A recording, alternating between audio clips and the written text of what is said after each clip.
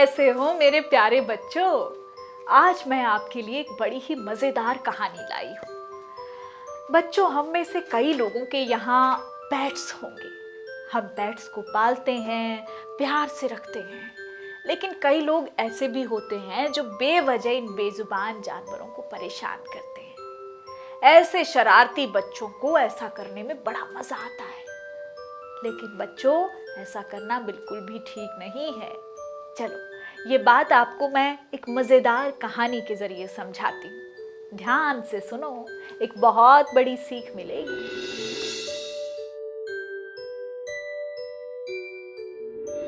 बच्चों, बहुत पुरानी बात है। एक गांव में राजू नाम का एक दर्जी रहता था। राजू बहुत ही दयालु था और वो जानवरों से बहुत प्यार करता था। जानवरों को भी उससे लगाव था।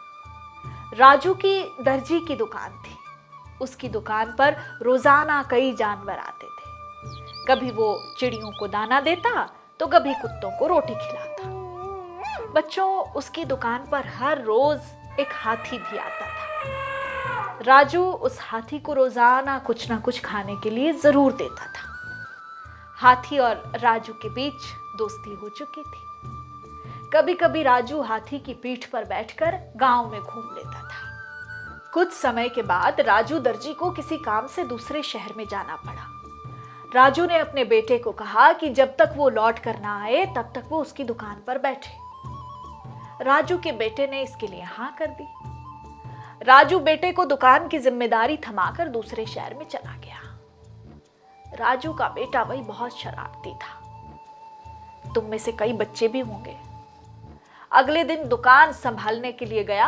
हर दिन की तरह इस बार भी हाथी दर्जी की दुकान पर कुछ खाने आया। दर्जी का बेटा शरारती था। हाथी को देखकर उसके दिमाग में एक शरारत आई। उसने हाथी को कुछ खिलाने की जगह उसकी सूंड में सुई चुभा दी। सुई की चुभन से हाथी को बहुत दर्द हुआ और वो वहां से भागकर तालाब की ओर चला गया। हाथी को बेचैन होता देखकर राजू बहुत खुश हुआ। उसे बड़ा मजा आया। हाथी ने तालाब में कुछ समय बिताया। जैसे उसे दर्द से राहत मिली, उसने दर्जी के बेटे को सबक सिखाने की ठानी। हाथी ने तालाब का गंदा पानी अपनी सूंड में भरा और दर्जी की दुकान की ओर चल पड़ा। राजू दर्जी के बेटे ने देखा कि हाथी तो फिर से उसकी दुकान की ओर आ रहा है।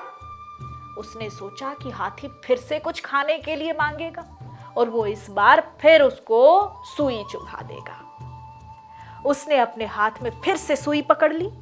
हाथी जैसे ही दर्जी के बेटे के पास पहुंचा, उसने तालाब का सारा गंदा पानी दर्जी के बेटे और दुकान में फेंक दिया, जिससे दर्जी के बेटे के कपड़े तो गंदे हुए ही, साथ ही दुकान पर सिले हुए सारे कपड़े भी खराब हो गए।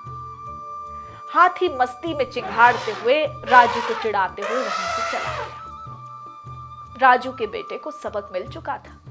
वो समझ गया था कि हाथी ने उससे बदला लिया है। राजू वापस जब दुकान लौटा तो उसके बेटे ने सारी बात सच सच बताई और फिर से किसी को परेशान न करने की कसम भी खाई।